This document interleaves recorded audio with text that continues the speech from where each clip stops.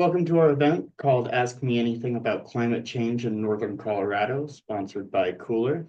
Cooler is a National Science Foundation funded initiative aimed at developing a learning ecosystem in Northern Colorado to strengthen climate change resilience. I also want to acknowledge and thank Genevieve Hankins for helping out with some of the behind the scenes technology. My name is Kyle Thoutt, and I'm a student organizer with Cooler. With us today, we have Angelo Flores.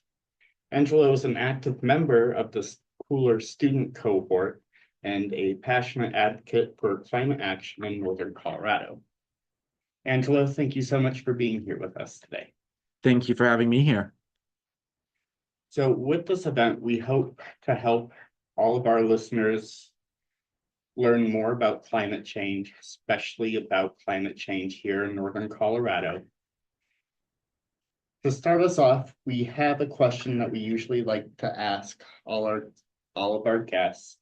What drew you to working with and in climate change? I guess one of the things was that I've always been fond of just the nature. I've always liked to go out and be in it, just go to lakes, go to rivers, and the fact that humans are able to change and manipulate that so drastically just was always kind of crazy to me. And I have learned throughout my life that a lot of places have been destroyed because of that, and some are not intentionally destroyed, but it happens. And I want to make it my goal to try to help prevent those things to further damage and to help make things better in that aspect because the planet we live on is beautiful and is literally one in a bajillion. Oh, that's very admirable, and I'm sure many of our listeners could agree with you. So to start us off, who inspired you the most in your journey towards environmental advocacy and why? So I actually used to be a really big astronomer kid when I was little, and Neil deGrasse Tyson and a lot of those people really showed me the importance of Earth and the whole planet itself. And when I found out about climate change and all the things that humans cause, it made me really sad because we put value on like diamonds and all these ores when they're found everywhere in the universe, yet plants, trees, animals, the frog that's just down the street, they are nowhere else as far as we know. And we do not value them as much as we should. And it makes me very sad to see them die because of things that we do. And that's kind of like the biggest advocation towards that and what got me into it so much was seeing that life is rare and it should be cherished. Very good answer. You might be too young, but I remember always watching Bill Nye the Science Guy when I was, little kid growing up. Um, can you share a turning point in your life that deepened your commitment to sustainability? Um, it was definitely learning about a sea level rise and what happens in the oceans.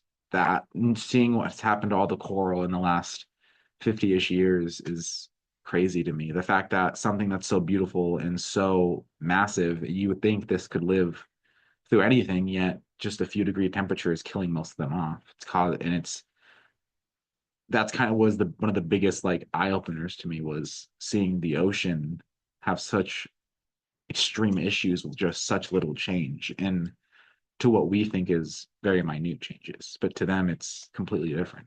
And that was one of the biggest changes for me. Um, and just knowing that there's that much water trapped in the glaciers that it literally is going to flood almost every major city on the coast if we don't stop that. That the scale of that is beyond, I think, human understanding. I could agree there. How do you feel about us pushing past the 1.5 Celsius warming goal? It makes me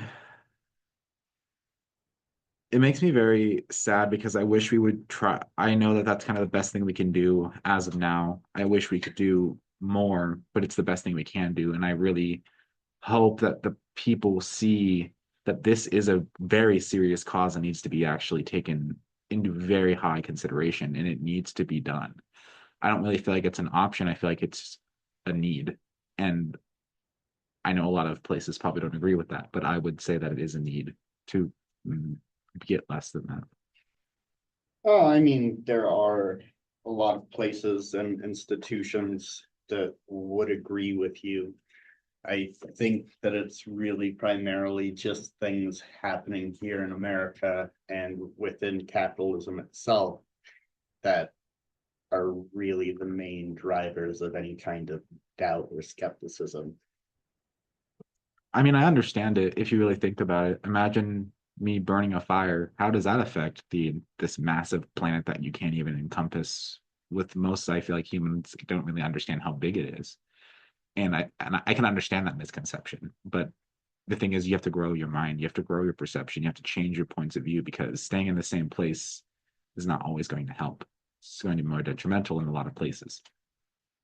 Right, but that's unfortunately not the way America is going. Hmm.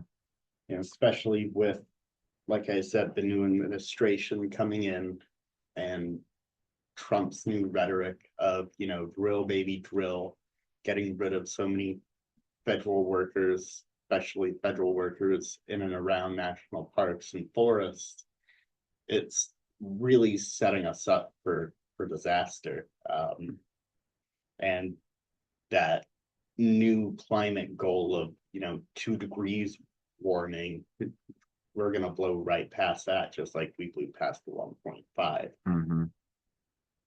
But not to go off on too much of a tangent there, what role do you think community partnerships play in achieving climate action goals? I think there's some of the most important parts. If you teach someone something throughout their whole life, that's what they're going to know. Community leaders and community partnerships are some of the greatest ways to actually teach people these things and make and have them understand what's happening and what's needs to be done. Like I grew up my entire life hearing about climate change and this and global warming and sea level rise, glacier melt. I've heard that my entire life. So for me, it's something I just know about. But I know friends who never heard somehow anything about it and they don't believe it because they've never heard it until they were 21. Why would I not hear about something that important? Is what, and I feel like that community leaders and partnerships trying to make these stuff like cooler and get the community involved, get people involved, educate people on the topic, I think is very helpful and is probably one of the biggest things we need to do in order to actually expand that understanding. I could agree with that. Now, how do you think we can better involve those kinds of people from diverse backgrounds into environmental initiatives? Make it accessible. A lot of these programs have, how do I word this? I guess a lot of these programs exist and they help people, but the thing that I see a lot is that they're not always appealing to people. And I don't really know. To me, hearing about cooler, hearing about all this immediately appeals to me. But I know some people who are like, ah, that's not my cup of tea. And I feel like to involve more people, we have to give them something they understand. Like I know one of my uncle's a farmer. So when I talk to him about this stuff, I talk about how it affects his farming. Like give them something that they know very well and understand or care about and try to bring that into it and show them what changes and what can't and how can this be done better? How can this be done better for you? How is this going to be better for your if you want to have kids? How are they going to be for your kids and your grandkids and etc. Like I think it's more being bringing the people's what they already understand and trying to build on top of that and what people care about and trying to use that to help them see it better. That makes sense. So what has your experience been working with local organizations, if you have, and how how does that contribute to any of the student-led efforts that you've been a part of? Of the few corporate of I know a few corporations that do try to do things to help the local organizations and do like nonprofits and all of that. But anytime it comes to environmental stuff, they like to stay away from it because it's too politicized. It's too hot of a topic. And in the few things that I have done, I really think it was a good thing because it helped people understand some things. Like from my hometown, we did a trash pickup once, and a lot of people were like, "Why are you guys just picking up all this trash? It's just gonna blow away."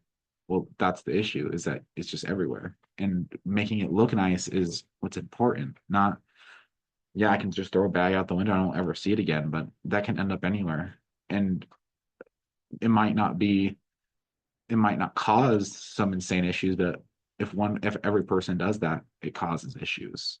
Um, and I feel like they really do, student-led efforts, I think, are some of the most important ones of this, because I don't feel like bigger organizations or like corporations that are trying to do something better are not the best look. They just don't, they either are too worried about the political part, or they're too worried about the money part. And they're not, and if they already have a bad name attached to them, no one's going to even take them seriously. So I feel like student-led organizations and student-led efforts are some of the best you can do, because they're new. People are going to trust that more than something that's been around for a lot longer, that's been causing the problem for a while. If that answers the question, sorry. Oh, no, you did. So trying not to go off onto another tangent here myself, but I do want to play a little bit of devil's advocate there, because corporations and these large companies, they know it's a problem. Mhm. They know that they've been contributing to this problem for a Mhm. long time. They've paid money to cover up this problem. Mhm. They've tried to force it onto us, saying, no, this is actually your guys' problem because you're buying our stuff. Um, so I don't think that them wanting to throw money at it isn't there, No, yeah. because you have these big corporations, oil tycoons, people like that, who are still funding all kinds of Mhm. climate action goals and research and stuff like that. But it's also kind of like Dr. Ebanoff was talking about, going into national forest, like the petrified natural national forest. One side is state land and the other is, protected national forest. And the difference between you being able to look out and see glinting pieces of petrified wood was, night and day. Mhm. Um, anyway, sorry, going on a tangent. Yeah, okay, I So, agree with you. I just feel like a lot of people who don't have a big education in climate or have a big understanding trust them. I know with my own family, they don't trust the oil companies at all when they say, "Oh yeah, we're trying to do better." But the thing is no, that, I mean, they're not trying to yeah, do better. they're not trying necessarily trying to do better. But even if they are, none of us will probably believe them. Is the sad part of it, is even if they do try, I feel like no one will believe them anyway. I mean, they are trying. There are a lot of great initiatives out there, and a lot of great things are being done that have money coming directly from these companies. It's just the amount of change that needs to happen is drastic, and the speed at which it has to happen is, a decade ago. Hmm. So let's look at some future outlooks and hopes. What gives you hope when you think about the future of the environment? I What gives me a lot of hope is just human innovation. Humans have People have always strived to survive and live and prosper. That's just something that I feel like humans have tried to do and have always been trying to push to do. And I feel like that we're going to figure something out. We're going to do something that's going to help and do better for ourselves and the next generation to come. It gives me hope because I see a lot of kids my age and even younger kids. Well, I guess I'm not a kid no more, but I just see a lot of kids and teens and young adults always, they just have different places than I do. Like, there are some people way younger than me who are in way higher places doing way more. And then there are people who are like two generations older than me doing the same thing. And it's just spread throughout so many generations. I feel like that it will do something, that it will lead to something better. And I do think it's going to lead to more community at some point. I do think it's going to lead to more understanding between individuals. And I do think that we're going to be able to save what we can, but I don't know what save what we can means because there are things that we cannot predict. There's things that we cannot say. We can predict with stuff with weather models and everything, but there's always uncertainty. Right. That is very true. You never know how the planet is actually going to react to something. And, there's always been the speculation that the planet we live on is living, which, I'm fairly partial to that thinking, but that's going off on another tangent. So what innovative approaches have you seen or would you like to see implemented to tackle climate change? Well, on the energy side, something I really see is they have wave turbines being developed, and I personally find them very useful. They're and also current. I don't know what they're called, but they're like water current turbines. I forget what their actual name is. Water boxes. Yeah, water boxes. Those two things have me really excited because if we can figure out a way to make them safer for marine life and specifically water boxes, we will be able to use power that has been untapped, unable to be used, and it is going to generate better power than most things. And instead of having to clog up rivers, we can just use the ocean currents, which, as far as we understand, should not cause as big as an issue as damming up a river. Because there's still a lot of uncertainty in that too, as we don't really know. We're still working on those things. And I think that those two of a lot of things, I think those need to be studied more. They need to be implemented. They need to be put in more, as there's many places in the world that can use that. And I think it's just very useful and going to be a very good thing to do. Right. I could agree with that. I mean, there's a lot of stuff in the ocean that we don't actually take advantage of. And energy production is definitely one of those. But not only that, the amount of water that is, in the ocean and undrinkable would also require such a massive amount of energy to, desalinate and consume for ourselves, which, we're running into that direction anyway. So it's kind of interesting to think about having the combination of,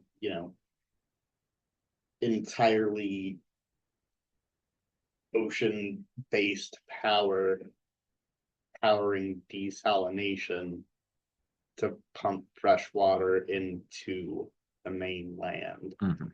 Um, I know the biggest problem with water boxes right now is they get ripped apart by the currents, which is which just shows their power. But it's if you just think about that, that's if we can tap that, it's going to be amazing. right. So what's an unconventional idea that you've encountered or thought of that could contribute to sustainability? That's actually a good question. For me, I have a very hard time with farming. Organic farming pulls more soil, degrades soil faster. Factory farming doesn't have as good a food, has more food, but less food quantity. Oh, I mean, sorry, not less food quantity. Um, Less better food, but keeps the soil around longer. Farming for me is something that I don't know how to feel about because either side to me doesn't seem beneficial. Like eating better foods is going to make you feel better, but it's going to cause way longer term problems with farming. Factory farming only came to around because of that issue already occurring, from what I understand. So the unconventional, it's just for me, I can't think of a way to do farming in a true sustainable way that's not going to destroy something. And I don't that I guess for me with the unconventional thing is that something I would think is to grow some small amount of produce in your own backyard if you're able to, which doesn't necessarily causes the same problem I'm facing with just thinking about both sides. but being able to grow some product and grow some produce, if you can, I think is helpful in some way, shape, or form. Yeah, that is pretty true. Farming has been around for a very, very, very long time. Um, as we see it now, it being all commercial farming, it was really pushed in that direction to fill the need of, we have so many people in a country that's so big, we have to consistently have food moving around.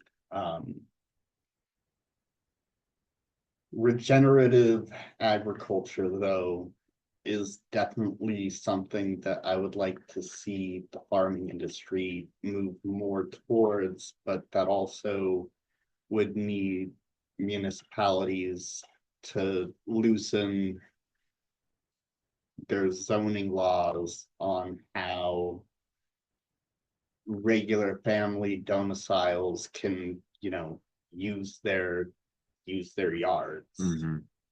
Um, because even then you would still need like different areas for your planter boxes so you can, again, rotate things and not completely degrade the soil that you're trying to grow in. Mm-hmm. Let's move on to some personal reflection here. So, what's the most valuable skill you've gained from working on environmental projects? I guess just being able to talk to people and being able to actually collect my thoughts. I'm someone who likes to ramble and just talk about a lot of things. And one of the biggest skills I've kind of been learning is to be able to gather those thoughts, express them, and actually tell people about what I'm learning and what I know from these programs and they're giving me skills to be able to make these um, pushes and changes to become better. And I think that's probably the most valuable skill I've gained from that is as someone who likes to talk, as someone who is very, very all over the place. It's helped me collect myself and be able to actually express what I'm trying to say instead of just saying 1,000 words. It doesn't make sense. Well, how do you stay grounded to avoid burnout while working on challenging environmental issues? I think about all the things that we have accomplished in that place of environmental stuff. I think about all the things that we have done to make it better, have tried to do to innovate it and make it like I just said a minute ago, we made more natural farming processes that are giving us better food items most of the time. Like thinking about all the bad things that are to come, there are inevitables in life. There are things that you cannot change. Those things are scary. Those things are hard to accept.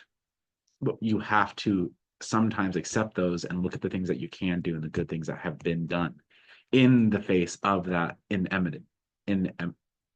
ineminent, I can't say it. That's Um, fine. just like that inimminent friend, I can't say it. And that, just the incoming threat. Right. So what advice would you give to someone who feels overwhelmed by the scale of climate issues? Hmm. Don't lose hope. Humans always find a way to get something done. That's proven every day. We do things sometimes when we're overwhelmed to get things, and we have to get things done.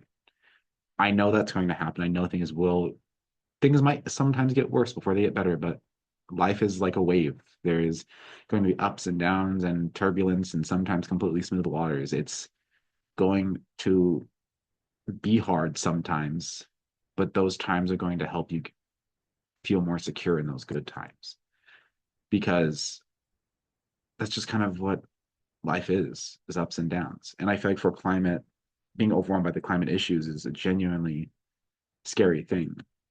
But look at all the things that we've done to make it better. There's still a lot of hope. And I feel like that if you're overwhelmed by it, look at look at all the things that you know are better.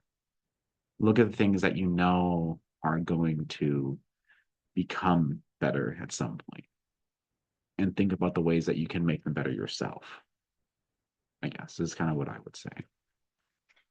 Right, right. So take the small wins and, you know, try to make the world a better place as you move forward.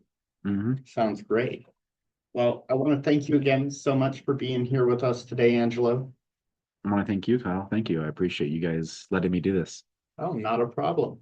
We look forward to working with you and seeing your project to fruition with Cooler. Thank you.